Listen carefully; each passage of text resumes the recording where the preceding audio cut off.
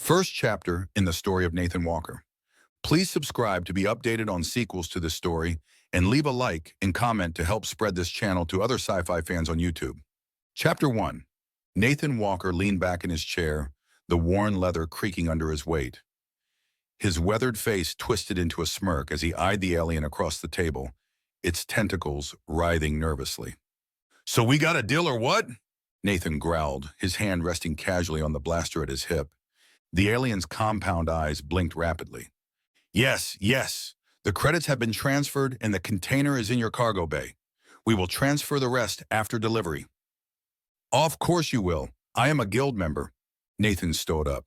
"Pleasure doing business with you, and now get thee off my ship." As the alien scurried away, Nathan felt a familiar nudge at his leg. He looked down to see Razor, his cybernetically enhanced canine companion, staring up at him expectantly. Yeah, I know. Time to get moving," Nathan muttered, scratching behind Razor's ears. They made their way to the cockpit, the ship's corridors illuminated by flickering overhead lights. Nathan settled into the pilot's seat, wincing at the protesting groan of ancient mechanisms. "Rogue Star's seen better days, eh, boy?" he said to Razor, who curled up in the co-pilot's chair. Just as Nathan was about to engage the engines, a crackling transmission came through the comms. "Walker, you dumb human, are you there?" A gravelly voice echoed through the comms array. Nathan sighed, recognizing the voice of his other employer. "What do you want, Zog?" "Got a job for you. High risk, higher payout. Interested?" Nathan's mind raced. Another job meant more credits, but also more danger. He thought of the rickety state of his ship, the dwindling supplies. "Fup it," he thought. "Not like I got much choice." "All right, I'm listening," Nathan replied, his voice betraying no emotion. Zix's laughter crackled through the speakers. "Good. I need you to acquire something for me. From a Zalindi town?" Nathan's eyebrows shot up. The Zalindi were peaceful farmers, not exactly a world full of excess. But if Zog was offering good money, "What's the catch?" Nathan asked, his fingers drumming on the console. "Let's just say it's of a sensitive nature. And you will need more muscle, so I've arranged for 4 other mercs. Vex will be among them. Pick them up, the usual place." "What?" Nathan said. "You sneaky bastard, okay, but they will have their own contract. I do not share." Zog shot back. "Do not worry, you won't have to. And I will have to do a delivery first halfway to Zalindi." "Okay," came the answer. "You have 3 days to ETA at Zalindi. Coordinates and instruction will be sent." "That is doable," Nathan answered. "Who are we doing this for?" "Blixsaw," came the reluctant answer. "The warlord. This might get ugly." Nathan cursed. But then he thought of the spare parts he needed for the ship. The Rogue Star was in a bad condition, and the repair was needed if he was going to keep it flying. "Send the details, Zog. I will deal with it." As he cut the transmission, Nathan felt a familiar rush of adrenaline, but also apprehension. Blixsaw called himself a warlord. But to Nathan, he was more like a pirate in a business suit. He glanced at Razor, seeing his own reflection in the dog's cybernetic eye. "Looks like we're in for some action, boy. I just hope this will go to plan." But deep down, Nathan had his doubt. The Rogue Star hurtled through the inky void, stars streaking past like neon rain. Nathan's calloused fingers danced across the controls. Muscle memory guided the ship into FTL, but his mind was wandered into darker places. He was back on Proxima B, the acrid stench of plasma fire filling his nostrils. The screams of his fallen comrades echoed in his ears, a haunting chorus that never truly faded. Nathan cursed lowly, but his voice was barely audible over the ship's rumbling engines. Razor's head lifted, the dog's mismatched eyes, one organic, one cybernetic, fixed on his master with concern. The animal shuffled closer, resting his head on Nathan's lap. Nathan absently scratched behind Razor's ear. "You'd think after all these years it'd get easier, huh, boy?" He chuckled. "But the ghosts, they never really leave you." The mercenary's gaze drifted to the viewport, the endless expanse of space stretching before him. "Sometimes I wonder if there's any coming back from the things we've done. Any shot at, I don't know, redemption?" Razor whined softly, nuzzling Nathan's hand. "Yeah, you're right. Nathan said, a hint of a smile tugging at his weathered features. We've got each other. That's got to count for something. The ship's proximity alarm blared, yanking Nathan from his reverie. A desolate planetoid loomed ahead, its scored surface a testament to countless impacts. Showtime, Nathan growled, bringing the rogue star in for a landing. As the ship touched down, Nathan could already make out a collection of mismatched vessels scattered across the barren landscape. A motley assortment of alien mercenaries milled about, their tentacles, mandibles, and various appendages twitching. Nathan stood, checking his blaster. Let's go meet the neighbors, Razor. And remember, we trust these assholes about as far as we can throw them. Except Vex, he is solid. The airlock hissed open, and Nathan stepped out onto the dusty surface, Razor at his heels. The alien mercs turned, their eyes or equivalent sensory organs fixing on the human and his canine companion with a mix of curiosity and wariness. A hulking Krolorian, its exoskeleton gleaming dully in the weak sunlight, stepped forward. You Walker? Nathan nodded. That's me. I take it you're all here for Zog's job? A chorus of grunts and clicks answered him. All right then, Nathan said, gesturing towards the rogue star. Let's not waste any more time. Everyone aboard. We've got work to do and some credits to earn. As the mercenaries filed into his ship, Nathan couldn't shake the feeling that he was leading them all straight into hell. But then again, that's where he'd spent most of his adult life. Nathan was steering the rogue star away from the asteroid belt and towards deep space when another mercenary in their ragtag crew knocked on the door leading to the cockpit. Razor growled, but Nathan just said, "Come in!" An acrid stench of burning hydrocarbons whiffed in, and Nathan said, "Vex, when was the last time you had a bath? I could smell it was you." Vex just laughed. "Vex, have you ever wondered if we live a wrong life?" Vex muttered, his cybernetic eye whirring as it adjusted focus. "Wrong side, right side. It's all the same when you're getting paid." A twinge of guilt was building in Nathan's gut. He took a long swig, the lukewarm water doing little to wash away the bitter taste in his mouth. "We don't get paid to have opinions, Nathan." "Yeah, but nothing," Vex said. "You start thinking too much, you'll end up dead. Or worse." Vex fell silent. Nathan's mind was already drifting. The acrid smell morphed into something more visceral. The coppery tang of blood, the stench of scorched flesh. Suddenly, he was back on Nexus Prime, standing amidst the carnage of a job gone sideways. Bodies littered the ground, some still twitching. A child's doll lay in a pool of crimson goo, its one plastic eye staring at him. Nathan's hands had trembled as he lowered his pulse rifle, bile rising in his throat. The memory made him a little dizzy, and Razor noticed and moved closer to him. "You all right, Walker?" Vex's voice snapped him back to the present.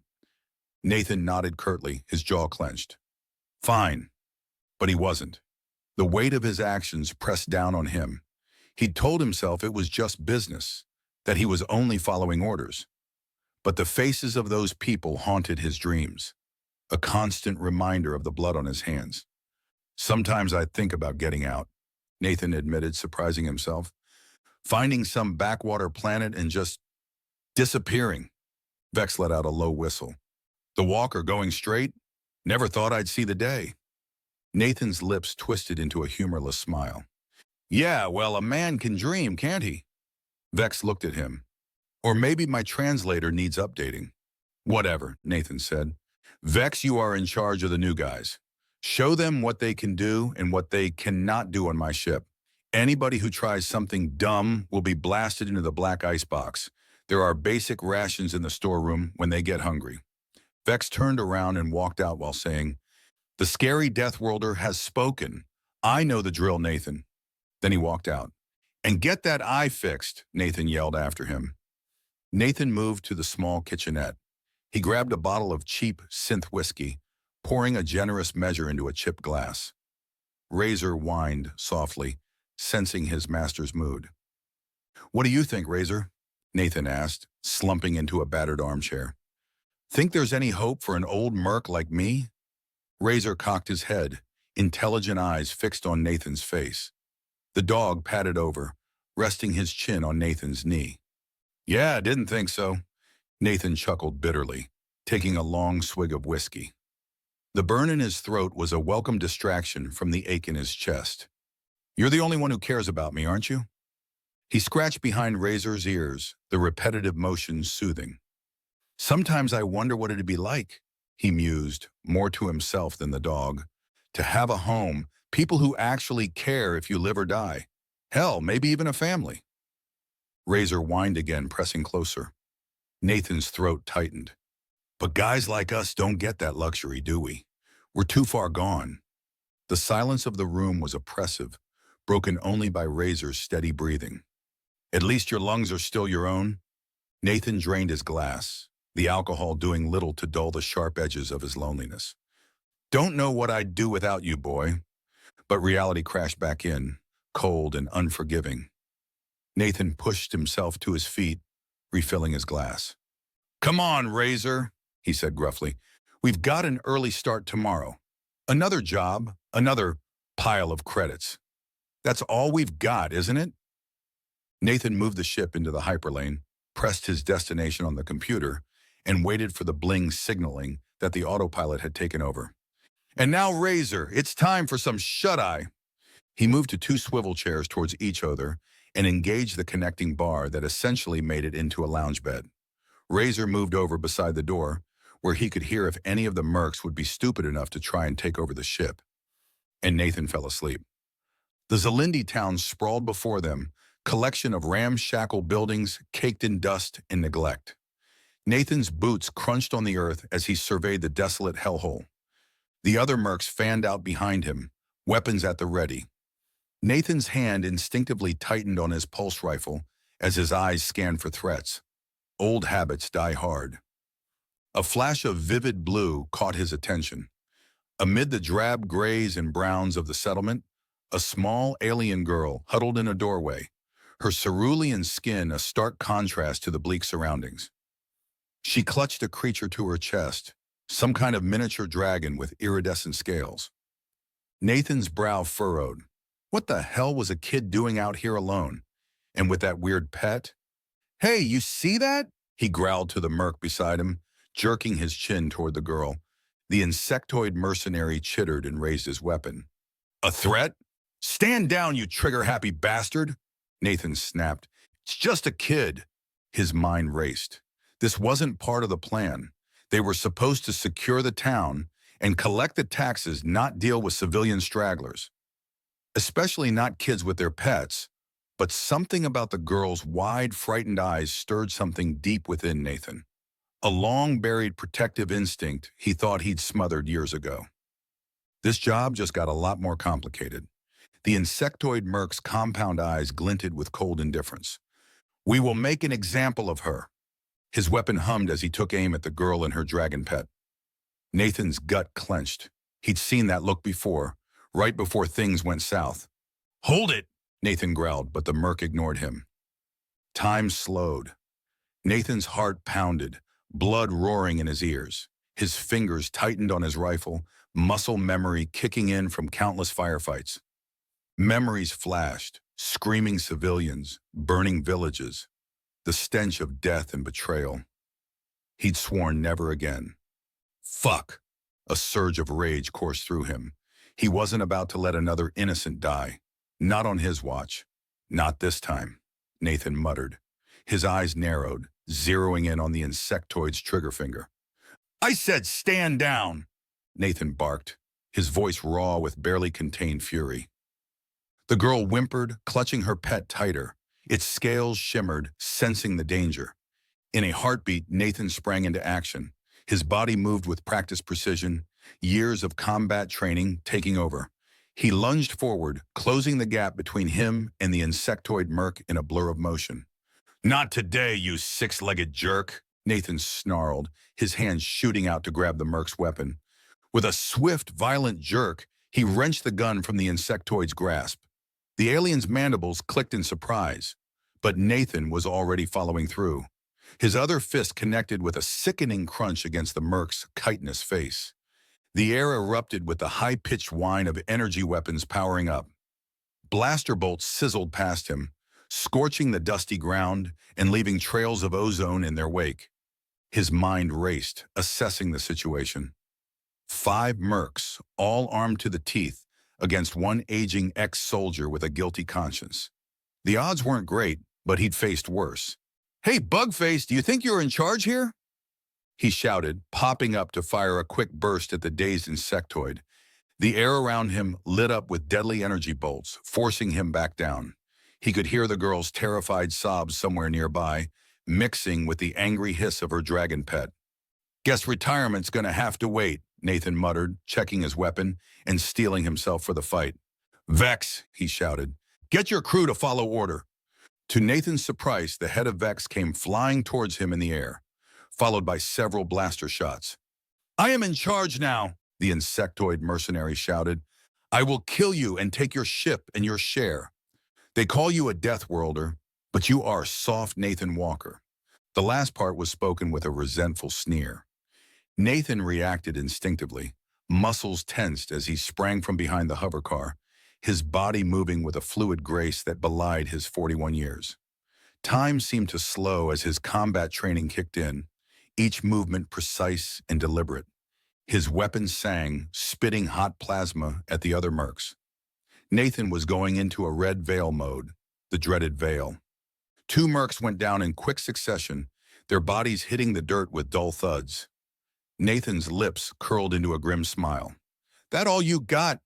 One of the insectoid aliens charged him, all rippling muscles and rage. Nathan sidestepped at the last second, using the merc's momentum to send him crashing into a nearby wall. "Thanks for the dance, big guy," Nathan quipped, putting a bolt through the alien's head. As he spun to face his next opponent, movement caught his eye. A blue-skinned woman had emerged from a nearby house, her eyes wide with terror. "Ah, shit," Nathan muttered, recognizing the resemblance to the little girl. "Lady, get inside the house." The woman's gaze locked onto her daughter, and she started running, heedless of the danger. "No, don't!" Nathan's warning was cut short as he dove to avoid another barrage of fire. He rolled to his feet, his mind racing. How the hell was he going to keep them both alive? Nathan's heart hammered against his ribs as he watched the woman sprint towards her daughter. Time seemed to slow, his senses sharpening to a razor's edge. Every instinct screamed at him to act. He growled, and launching himself towards the oblivious mother. Energy bolts sizzled past, scorching the air. Nathan's legs pumped furiously, eating up the distance. He could see the fear in the woman's eyes, the desperation etched on her blue-skinned face. "Get down!" he bellowed, but she didn't seem to hear or understand. Nathan's mind raced. "Why am I doing this? I don't even know these people."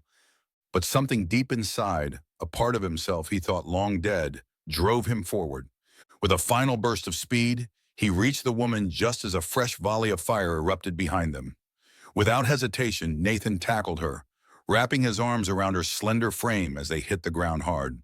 "Stay down if you want to live," he hissed, his body covering hers as energy bolts whizzed overhead.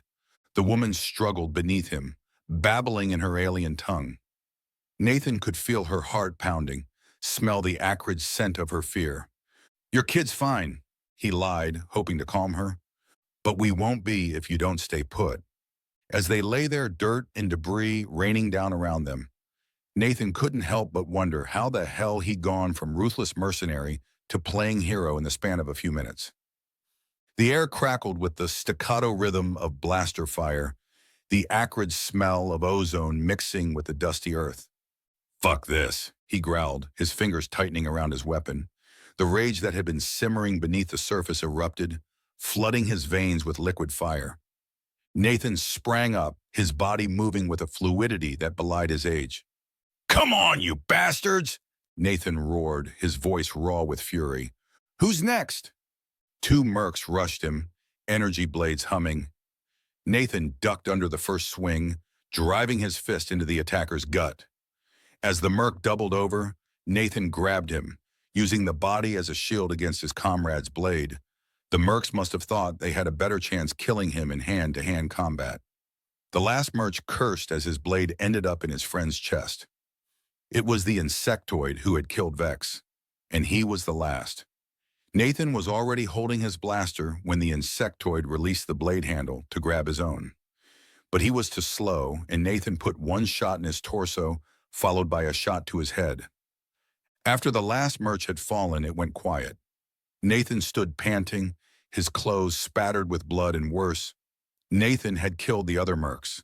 He realized that he had closed all doors. There was no way back now to what he knew.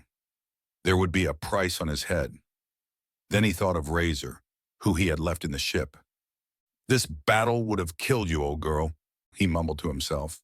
He turned to check on the woman and her child that his actions had made a difference. Nathan's chest heaved as he scanned the area, his senses still on high alert.